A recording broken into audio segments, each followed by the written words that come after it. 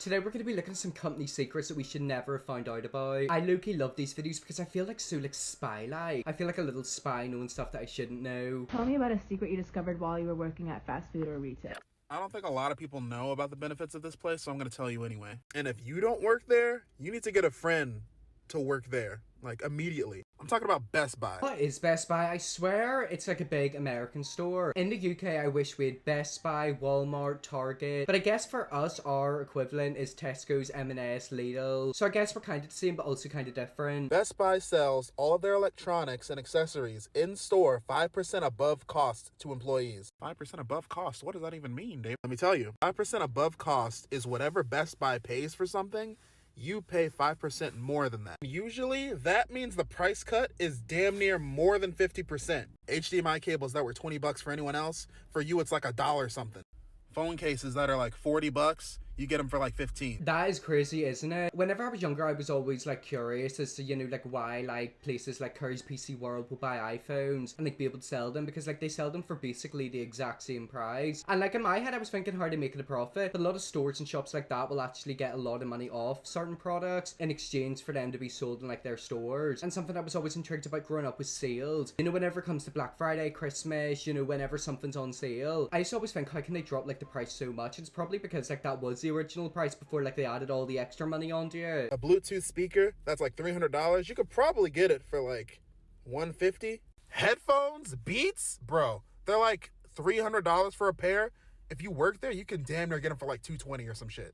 Pretty much whatever they sell stuff for on Black Friday, you just get that all the time and better. If you're an American, you want to save loads of money, get a friend who works in Best Buy. Think of it, if you wanted to, you could like get them to buy it for like the discounted price and then just give them the money. Have I just created a possible little business? Okay, so I used to work at Chick-fil-A, and one of the things they trained us to do was give away a free meal every shift as like a random act of kindness to like serve others, like Christian company, something, I don't know. But more often than not, I kind of noticed that it became a way to like keep the line moving. And so a lot of times, like if people like took too long in the drive-thru and that like the food was already ready before they like got to the window, they would just like give it out and be like, it's on us today. Oh my god, do you want to know something? This isn't to do with this, but I've always wondered this. You know, whenever you're going for a driveway, I used to always think, you know, what would happen if like, I don't know, something broke with like the money machine? Like, they've already made your food. Because I swear with McDonald's, like if you're doing like the Wii machines, you can order it and then like they'll make it straight away, like you don't have to pay for it. When I was 14, I might have ordered a few things and, you know, like not paid for it, and then like they called my number and I might have taken it. I don't know if they do that anymore, because you could have an option of paying at the machine or getting like a ticket and paying up at the front. I would basically just get the Wii ticket and then not pay. So there's my little hack for anyone who wants to possibly get like free McDonald's. And so, not saying I do this or that you should do this, but if you ever go through the drive-thru at like peak busy time and you just like can't seem to find your wallet, it's just like, it's in there somewhere. Let me look in the back. Hold on, it's probably in my glove box.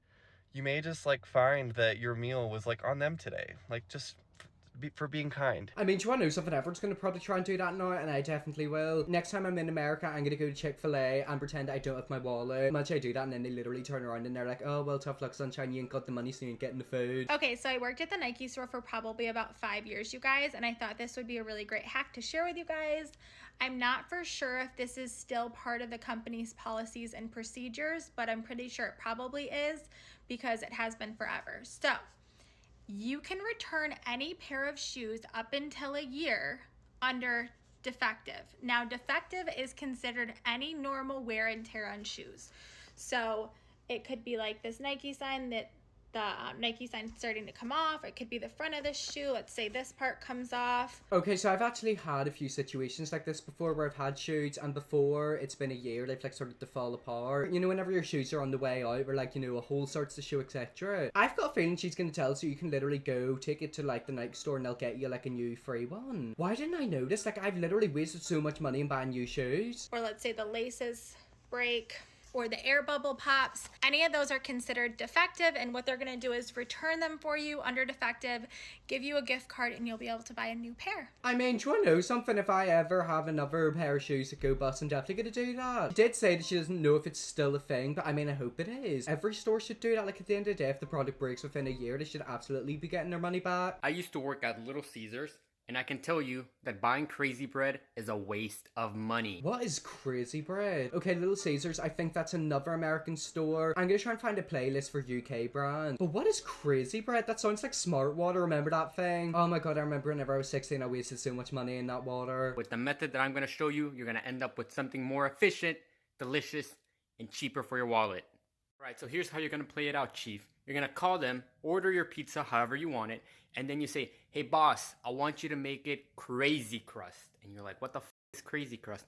Well, essentially what they do is they grab the garlic sauce that they use for the Crazy Bread, squirt it all around the pizza, and then they grab the Parmesan and just sprinkle it all around, and you end up with Crazy Bread as your crazy crust on your pizza. You see what I mean? Yeah, I do see what you mean, but like, what pizza store does that? I mean, I don't order pizza. I don't actually order any fast food. I've never ordered fast food. But I think you can like customize the way the crust is. Me personally, I'm not too fussed, but if I am gonna go to America and I'm gonna get Little Caesars, I'm absolutely gonna do this. Ready for some Best Buy deals? When shopping at Best Buy, always look for the open box items. I know some people may be a little concerned because they're used items, but they are all checked out by Geek Squad, and they are usually just returned items because it didn't work out for the customer. You can also search for these items through BestBuy.com. Simply go to the website, type in open box. You even have open box deals of the week.